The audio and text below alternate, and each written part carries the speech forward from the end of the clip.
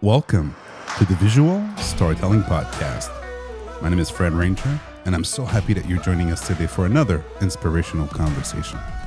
Today, I have a very special guest, and for the first time ever in the show, he is live in my studio. His name is Kevin Moody. He's a very talented portrait, travel, you name it, photographer, even product. Kevin, welcome to the show. Thank you very much for having me. This is so cool, man. You're my first guest in the studio. So we're having a little setup here, 2 mics, a glass of wine, because let's admit it, you're French. Yeah. I'm Quebecer, and we love wine. That's what we do. So it's two firsts. So the first is that we're in the studio. The second is that we're having a drink while we're doing the podcast. So if the tone of voice is very low, and if we are like sounding a little bit more sexier than ever, now you know why. Yeah. It's a good way to start. Yeah. There you go. So Kevin, before we dive into visual storytelling, can you explain to us how you became a photographer in the first place? Oh, wow. We have to go back a long time ago. Yeah. I would say. I think I started having an interest in visuals and images when I started my studies in advertising, actually. And at the time I was studying just advertising in general, and I was really interested in all the advertising in perfume, fragrance, and wine, and very high end. Yeah. And that's where I started, having an interest in those visuals. And then I figured out that, okay, these guys were shooting on very high-end cameras and stuff like this, like very complex setups with lights. Probably medium format and, very complex light setup and so on. Exactly. They were shooting on the, mostly were shooting on Hasselblad H6D, I guess, or H5Ds at the time. And I just started with like a basic Canon T2i. I guess in Canada, you guys call it T2i. Yeah. In Canada, it was the Rebel.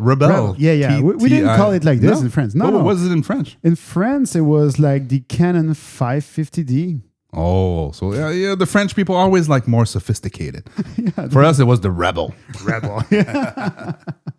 Yeah. So this was my first camera basically, and I had the 550D, though the Rebel T2i, and the famous 50 1.8. Yes, the nifty 50. That's it, and still today, I still recommend it. Like for people who start photography, they want to have an effect that is different from their iPhone. Yeah. I'll tell them, go grab like a secondhand 5D and the 50 1.8. It just works, right? So at the end of the day, it doesn't really matter the gear that you shoot with. Again, you can have preferences. We kind of have a preference for a certain brand that we're going to absolutely talk about later. But again, photography is about light. Photography is about capturing, a scene, a moment, and any camera can do it. And some people are doing very cool photography with like an old Nikon D80 or to your point, a Canon entry-level camera. But speaking of cameras, what actually made you want to create visual stories? I think you're also into music. Was there any relationship between art in general? Like, were you drawn into art at the young age, or? Yeah. Thanks to my father, who was playing in a band when he was, I guess, young. He was playing in a rock band, hair band, like hair metal. Yeah, hair metal. Yeah. But in France, it wasn't a thing. So, So I was into music as a very, in a very young age, and I guess in general, I was, I always had this artistic, side of myself. And so, I just started with music, but then thanks to my studies in advertising, I went into images basically, and then photography. Yeah. But at first it was like images and visuals and thinking, really with like an advertising mindset. Because at the time, my studies, like they they brainwashed me into that. So Yeah. and so yeah, that's how it all started. And like everyone who starts photography, what you do is you go through all the styles of photography, not only one. Maybe you're attracted to one style. Maybe you're attracted only with portraits, for example. But I started with all these like weird stuff, like HDR. Of course, this was a thing. Like HDR was everywhere. Yeah. Yeah. You know what? Because I found it that it had a look of almost like maybe, I'm sorry if it's not the right way to explain it, but it had the look like this CGI look. Yes, a bit like surreal. Surreal, yeah. And it was like the closest thing I could do to get closer to my advertising render that I had in mind. Yeah, makes sense. Makes sense. But it was like, it was very bad. Well, I still think that HDR was kind of like, I don't know, like you remember ska music, like ska? Yeah. Right. I was in a ska band, and it was a very specific era. Ska was like, I mean, the third wave ska, not the Jamaican wave ska. Yeah. It was like from 2000 to 2006. You know, like those were the years where ska was everywhere, and then it just kind of fall off. I mean, even like No Doubt. You remember the band No Doubt? Gwen Stefani used to be in a real ska band, but then when she realized that there's no money in ska, she moved on to pop and whatever you want to call it. So I find HDR to be kind of the same thing. Interesting parallel. But so you end up doing, we were chatting before the show, you did a lot of type of photography. You did product photography, portrait photography, you tried some travel, some street photography. What made you, decide that portrait is something that you wanted to pursue as an artist? Well, it all started with cinema, basically. My main source of inspiration is movie. Is literally movie, and I really like the connection with people too, and how someone can have a certain look, and thanks to that, just they convey something, they convey an emotion, and because my main source of inspiration is movie, and I wanted to have like, how can I make my picture looks like, basically it's just they're like a screenshot of a movie. Yes. So basically that's still my goal, but sometimes sometimes it's like, it's a bit like a contrarian, I would say. Yeah, it's like an opposite because sometimes it's like very difficult to do like a portrait, but still have like the cinematic. Yeah, because it can turn rapidly into like a cliche type of portrait. Yeah, and like Sears or whatever yeah, exactly. And the thing school is, portrait, when you really like check all the movies, they sometimes they do it, but most of the time they never look into the camera. That's true. Now that you think about it, yeah. And so that's one thing I always say to my models when I want to shoot them is I tell them the idea of the fourth wall. So I'm the fourth wall. Yeah. Like basically I don't exist, and I want them to act in a certain way. So I want them to basically act as they were in a movie, basically. And I don't want them to look at the camera. But most people today, like most models, they're so used to look into the camera, and to have like these, I would say, classic or basic portraits. Yeah. That I have to switch their mindset and tell them, no, don't look ever to the camera. I will tell you when you have to look at the camera, and a certain time when I want to have a certain emotion. But otherwise, I don't exist. Just act in a certain way, do that, and then I'll tell you, okay, freeze now, or okay, look at the camera, and that's it. But yeah, so my main source when I do portraits is movie, basically. That's so cool, because when you think about it, that fourth dimension or fourth wall, as you mentioned, is always there in a movie, but you don't notice it. Like it's a natural thing. People just act and just render a story or deliver a story. So I never thought about portraits that way, and it's enlightening to me because I'm not a portraitist, and we made jokes before the show that I'm more of a street, visual storyteller and travel photographer, and I always struggle to give instruction to somebody. First, because I'm not confident in my portrait ability, but second, because I don't know what to tell them. Like you just gave me some ideas of like try to capture a scene of somebody in their mind or their soul without having them look at the camera. I would have never thought about telling somebody not to look at the camera for a portrait. So that's very insightful, and I hope that people who are listening are going to try that. And what would you say to a young photographer who's just starting out and he's going on Instagram and he's seeing all these hot models, and like everybody has access to like cool young hip models, male, female, whatever. It seems like an overcrowded and very contingenté, like we say in French, right? Like, how can you even start doing portraits in 2025 if you're passionate about it? What would be your advice? Wow.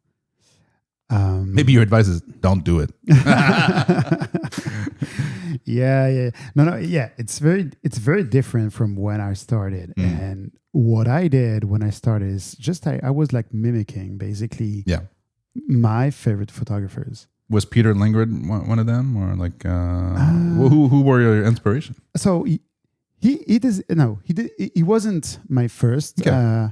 I started photography with a friend of mine who was shooting actually on a Leica M8. Oh my God, you got the bug early on. Yeah. He was like, he was shooting. He had some contract with Vogue UK. Okay, not bad for a start. Yeah, and he was shooting also golf courts. Oh, why not? Which is like so weird, like out of nowhere. Whatever pays the bills, you know. But he had really like something really, really different. He was like mainly doing some stuff like black and white portraits and stuff. Okay. And he was like mainly my source of inspiration. But then I don't remember like a specific person or a specific photographer, but at the time, and this was like 15 years ago or 10 years ago, we didn't have, at the time, Instagram wasn't, the same. It wasn't like... No, it was like, look at this filter that turns everything into like very high contrast or whatever. Yeah. Like now, I feel like nowadays, everyone is a photographer. Everyone can do anything, basically. You can just follow a trend and become a photographer. For the eyes of others, basically. If you just follow a trend right now, you'll go on the boat. Yeah, and but would you? This is always a debate, right? Because as much as I actually built a career off of social media, I'm all for it. At the same time, I see the limitation. I see that it's an algorithm-driven platform. It's an ad platform when you think about it. Again, never forget that if the product is free, you're the product, and that is very valid for Instagram. It's an ad platform that gives you access to audiences and so on and so forth. Yeah. But like honestly, if somebody wants to start in photography, wants to start a studio or whatever, it's kind of a given that you have to use social media. Yeah. But how do you use it? And I mean, you've got a pretty active social presence and people interact with you. But would you do it the same if you were starting off today, or would you do it differently? If I was starting today, I would use every medium possible. Yeah, you're right. And I was even if I'm not convinced, or even if I'm not fond of Instagram. Yeah, I would use everything they give us today. Broadcast, stories, reels. Reels is like where it's at. This is where it's at. Yeah. And like at the beginning, I was like against it, but the more you go against it, and it doesn't work. No, you have to use all these tools. Basically, there are tools. You just have to figure out a way to use them and to drive people to your work, basically. Yeah. But do you use it as your portfolio, or do you try to drive people to another platform like your website? Brands and agencies that will go to my websites. Okay. People will stay on Instagram. So you still value a website? Yeah. In 2025. I think it's you have to have a great portfolio, a great base, and then use Instagram to advertise on yourself, to make yourself know, surf on trends, use these like audios, these songs, these things. Try to do something. Just surf the trend, and you will see. You never know. I like what you're saying because you're using the platform. The platform is not using you. But I've been tricked by that. Me too. I have to admit. Yes. At some point, I was so tired of this like Instagram changing all the time that at some point I was in this like rat race of I have to shoot for Instagram. And that's where it all changed. Like basically, I mean, this is where the quality goes down. I'm sorry. Like I'm being very honest. Like if you shoot for Instagram and for likes, you'll put on a lens that create a magnificent bokeh, and you'll have a perfect model in front of the lens, and you'll get 1,000 likes. What will it give you? I don't know. 1,000 likes. Yeah. But will it give you gigs, and will you make progress? I don't know. You tell me. You're in that game every day. And I'm not saying that you shouldn't shoot at 1.2 or whatever. Like you shoot at whatever aperture you want. But I'm just saying that if you only follow trends and you only shoot for Instagram, you don't shoot for yourself, or you don't shoot for developing a different kind of art, it becomes very tricky. You're in the rat race right exactly, there. You said it best. And you have to get out of that and not think that you have to shoot for Instagram. Yeah. You have to shoot for yourself, obviously, and then use Instagram to get people attraction. But it's like the like I heard someone said once about art in general. They said there isn't art if there is no one to see it. Oh, I like that. It's see? Art if no one. Yeah, I don't remember exactly who said that, but I heard that, and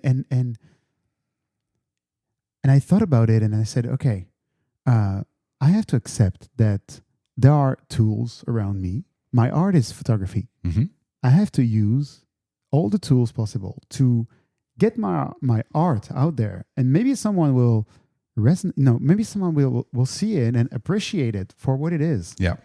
But I have to find what's my thing.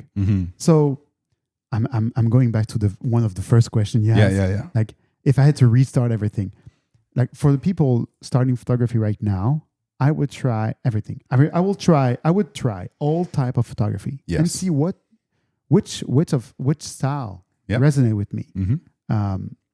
Unless you haven't tried everything, you cannot know. I mean, no? I'm gonna take a hockey reference, and you can take a sip of red wine. By the way, we're drinking again, first time on the show, a nice Langhe Nebbiolo, and my friend Kevin is French, and he enjoys an Italian wine. Exactly. That tells you how great this night is here in the HQ of the Visual Storytelling Podcast. But to go back to our subject, art. I mean, Wayne Gretzky said, you missed 100% of the shot you didn't take. And I think this applies to photography as well. And Malcolm Gladwell said, you need to invest 10,000 hours into something to be good at it. So I think the problem with social media and Instagram is that, yes, everybody is a photographer, but not everybody, I'm sorry to offend you, but not everybody is a good photographer, and not everybody has something to say. And it goes for Reddit, and it goes for all the platforms where if you have a keyboard, all of a sudden you can be an instant star online. I still believe that there is value in a craft. Like a Japanese guy who learned the craft of building the best knife in the world, I still value that. Heck, the camera we shoot, you and I, the Leica cameras, there's a reason why we're willing to pay extra dollars for a camera that does the same thing as a Sony camera or another camera. It takes photos, but we appreciate the craftsmanship. We appreciate somebody taking more than 5 minutes to make sure that the calibration is right, and so on and so forth. So I think it applies to photography as well. You can be an Instagram photographer, which I have absolutely no problem with that. Go for it. But you can also decide that this is art, and to your own admission, maybe no one will see the photo you took. And who fucking cares? Like who cares, right? Maybe you're okay with that. Yeah. You just do it for yourself. Yeah. And that's fine. Then it depends on your goal. But Yes, because some of us like you, not that it's your only revenue stream, but it is a revenue stream, and you have to find clients. Yeah, exactly. So you have to shoot not for Instagram, but for clients. How do you do that? How do you build a business with photography? That's my second question. So basically, my main clients, when it's like corporation businesses, it's word of mouth basically. When it's just like random people, they found me on Instagram. Okay. And they found me because of my, portraits, or because I'm in Montreal. I don't know basically how they found me. I don't know if it's because I used the hashtag Montréal je t'aime. Oh, maybe I should start using that one. I didn't know that. Yeah, I mean, I heard that now hashtags are useless. Yeah, I mean, even coming from the head of Instagram himself is like, dude, don't use hashtag. This is passé. Yeah, but so he said that. Yeah. So we're doing a aparté. Mm-hmm. He said that. But again, when I'm checking my stats, I see people coming from, I don't know how, but I see many non-followers. Yeah, checking non-followers from Austria, whatever, because they found you through a hashtag.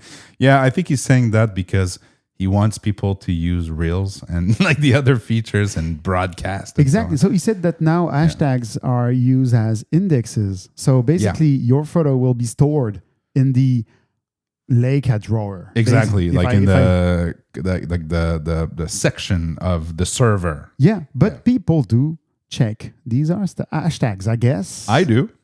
Yeah. Like I'm like, oh, I want to see some nice monochrome pictures from Montreal. Well, how about I click on that Mono Montreal hashtag? But boom. So yeah, when I'm looking for something, like for example, when I'm into a new camera. So, for example, these days I'm checking the Hasselblad X2D2. What? No, don't do it. Don't do it. It's too expensive. So what I did is I went into Instagram and I wrote hashtag Hasselblad X2D2. That's how. And guess what? You got a lot of pictures that made you want to buy one. Obviously. But speaking of cameras, I mean, this is a great segue. You and I are pretty passionate about Leica cameras. And I don't want this show to become a Leica ad, but there's a reason why we choose to shoot with this camera. So can you walk us through kind of your thinking behind investing a lot of dollars into a brand that's not necessarily the best at everything, right? We were talking about the SL2S that you own, that you shoot portraits with. And you told me that, autofocus is not the best and it's a heavy camera. You've got the battery pack and everything. But what made you go for that one instead of a perfect AI-driven Sony camera that could do the job as well?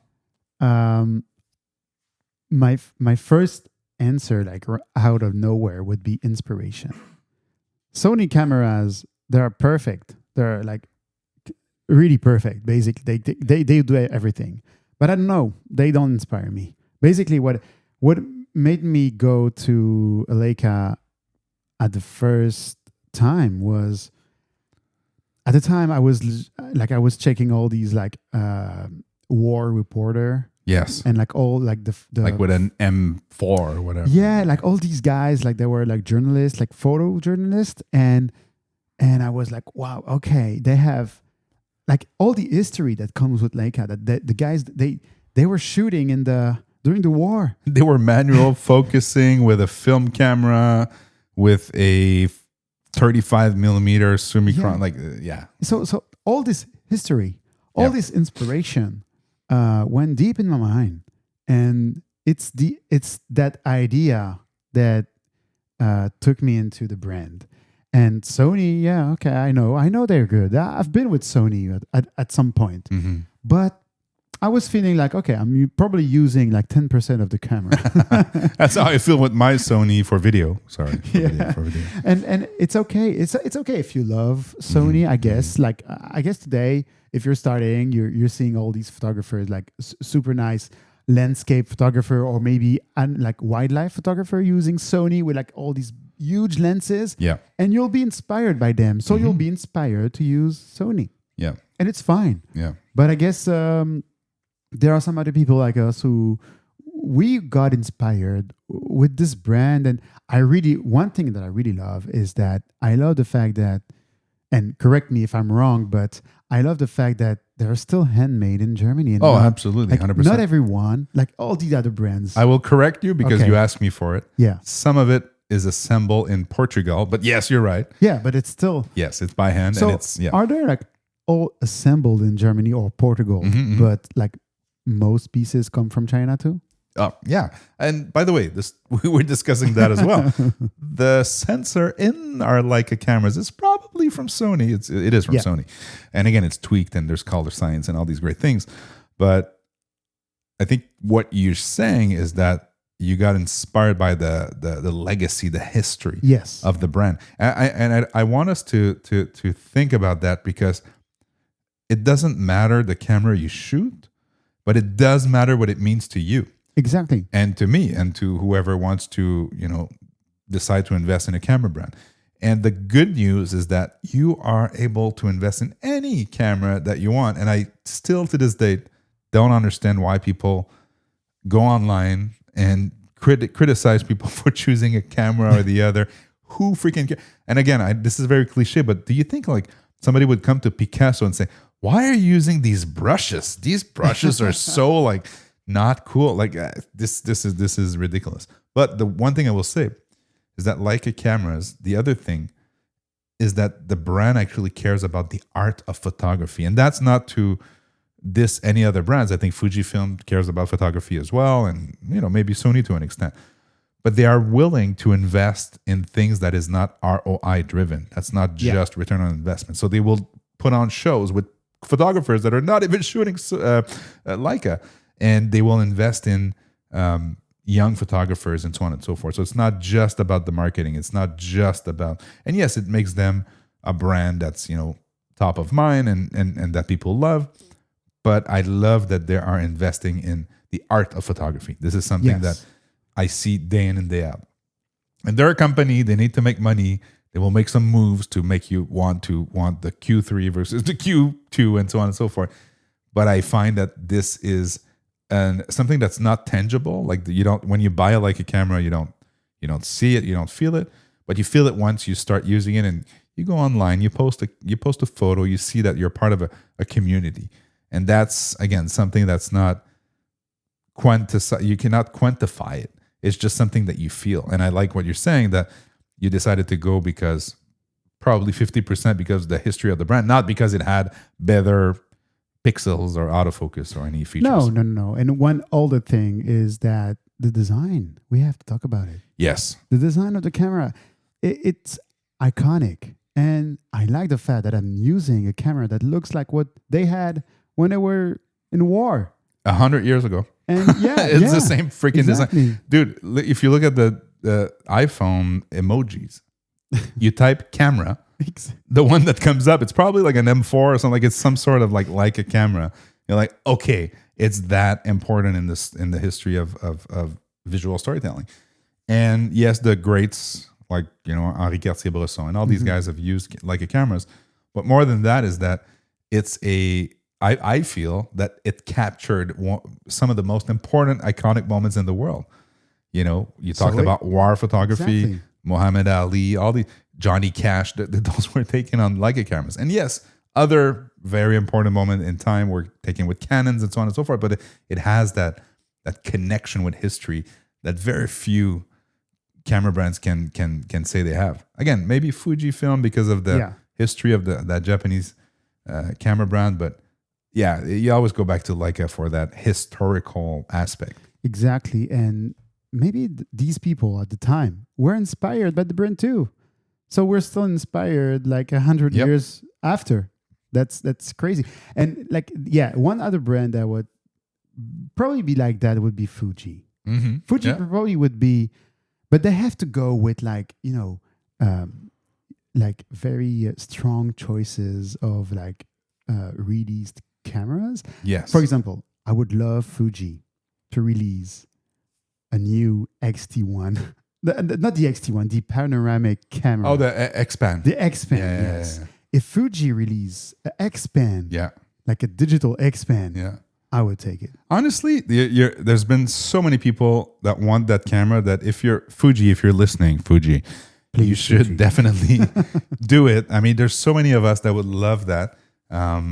We've got a camera store here called Chemtech Photo in Montreal, and Jean, the owner, has the original X-Band. Yeah. And I'm like, Jean, like, what would you sell that camera? It's like, never. Like, these guys are attached to this camera so badly in that format. So I think you can kind of do it with a GFX with the ratio, but it's not the same thing as having a dedicated camera. Yeah. And I think that's the other thing about like most of their cameras, not DSL because that's a separate topic, but the M, the Qs, and so on and so forth. You pick one in your hand and it's simple, right? It goes back to the essence of photography. Yeah. And if you take an X-Band from, I don't know, 1980 something, it's very simple as well. I mean, it's almost point and shoot. You have three things. You've got an aperture ring, a speed dial, and that's pretty much it, right? Like if you adjust your aperture, your speed, and you have film in there, or if you have an ISO on digital camera, that's pretty much all you need. You don't even have to go in the menus to adjust anything. But it's the idea of having like one idea, one camera that serves one idea. Yeah. So having like the M, you want the essence of photography with the viewfinder and everything, like the old times. Yep. You have it. Yeah. If we would have like the X-Pen Fuji, I would take it just because I wanna have like constraints. Yeah. Inspiration from constraints. Yeah. Exactly. Yeah. So I know if I take this camera, I will shoot only X-Pen. And the mindset changes. If you have a camera that does everything, do you do everything with it? There's a Sony for my video right there, and I every time I pick it up for photography, I'm lost. I don't know what to do with it, and I go back to my Leica. Yeah. So you use it just for one thing. For one thing, video. But it's sold to me as the ultimate hybrid camera. I can do anything I want with it, and I'm sure it's okay. I'm sure it's fine. Oh yeah. I mean, and we discussed that as well. I mean, my dad wouldn't, or my mom wouldn't notice if I shot this on, and wouldn't care if I shot this on a Sony or Leica or whatever. The result is the ultimate goal.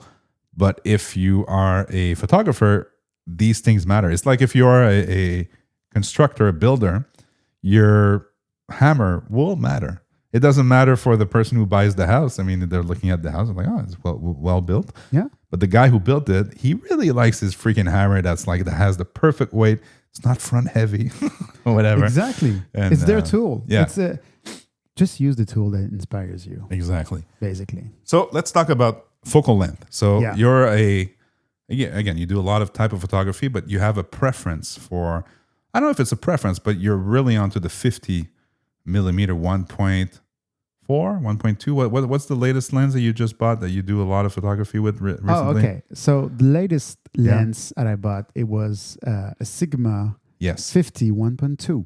For the SL. Yeah, for the SL. But basically my most used focal lens has been 35. So your standard 35. Yeah. I don't know why. My eyes are so used to 35. Yeah. That every time I change focal length, I'm lost. It feels counterintuitive when you. Oh yeah. I'm totally lost. Your brain is and your eyes are wired for that distance for 35 mil. Yeah, and I just find out recently, and I've been doing photos for 10 years now, and I'm comfortable with my work. Only I would say like with 5 years ago, I would say. Okay. But I just found out recently that every time I change the focal length, every time I have changed the lens, I wasn't changing my body. I was just I wasn't changing myself in the space basically when I was shooting with models, and so I was disappointing and I was frustrated with like the results, because every time I was using a 50, I don't know, I wasn't okay with the results because I was keeping my body into a 35 millimeter. Setup. But do you see value in really perfectioning shooting with one focal length, or would you say go crazy and try all of the lenses, all of the focal length?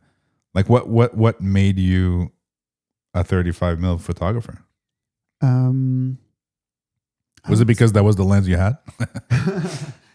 No, I don't know. I don't remember exactly why I chose 35. I remember when I would have started photography, I was really, really into wide lens. Oh Like yeah, 16 to 35. 16. That's Oh, very yeah. wide, like Yeah. distorted at the edge and stuff. Yeah, at a point it was too much, and Almost fisheye. almost. But what's funny is that I was so tired of this look, and now it's coming back. Yeah. Well, again, it's cyclical, right? So we like things that are modern. Sometimes we go back, and people like to shoot with Handycam Sony from 1992 these days because it's different. Exactly. And so this fisheye style is coming back, especially when you're shooting shows. Yes. Yeah. You want the whole crowd. And so they're using like this fisheye now. But yeah, so at the time I was so used to 16 to 35, and I don't know why. I just I was into the 35. It was kind of I would say like simple view, or I don't know how to say, but it was like the base. Yeah, like the human eye level type normal lens. Yeah. And I was like really, really inspired at the time. And I think it's like mostly my most inspiration. Yeah. If I had to choose one photographer, that is my inspiration. And basically you can check my Instagram, and basically you can see that I'm inspired by this guy. Yeah. This guy is André Josselin. André Josselin. I don't know. Yeah. I'll put the link in the description. André Josselin is a German photographer. Okay. And he was kind of the first to I would say use the Pro Mist filters. Oh, the Pro Mist filter. Yeah. Years and years ago. Before it was a trend on Instagram. Exactly. and I don't know, there was something about his work and something about his portraits and about the light. And the light was diffused. It was a diffused light, and I didn't have the same results, and so I was wondering what the heck is your lens was too sharp. Exactly, and I didn't know at the time what he was using, and I was trying to understand what he was using, and I did so many research, and I arrived to a place where people were saying that there's this thing in cinema, that they were using these filters, the diffused highlights. Yeah. And that gives this cinematic style. That haze. Exactly. Or if they didn't have this filter, they were using it's Vaseline? No. Yeah, sometimes, yeah. But I don't know how do you say it in English, but was in French. In French is that they were using collant. The collant that like a sticker, like a scotch tape.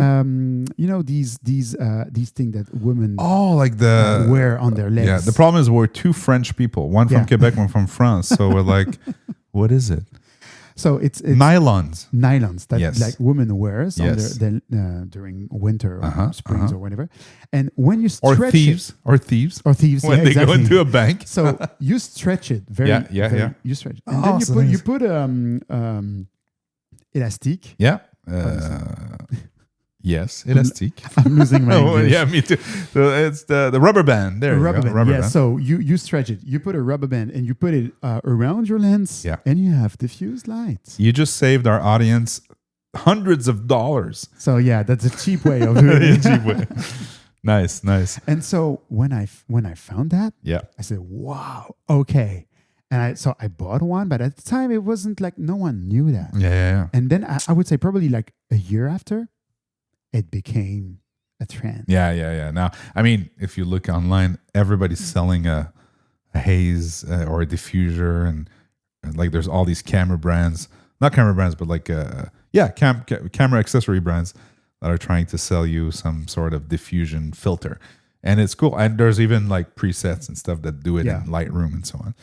So, but hey, you know what? If you like it, this is the beauty of it. You can create as much diffused light as you want, and you can buy one. But just go with the Kevin Moody experience. You just buy a nylon with a rubber band, and you just save $150 right there. But Kevin, I wanna thank you for your time tonight. That was cool, man. That was maybe we should do like a regular, check-in like that, and just see where you're at and where photography is at. But for people who want to follow your work, when can they find more about you? So they can find me on Instagram at Kevin Moody. How do you write Moody? Moody is Moody. Got it. I'll put also the link in the description. And if they want to hire you for a portrait, if you're in the North American, Canadian, Quebec region, you can just DM me on Instagram and I'll send you everything you need. There you go.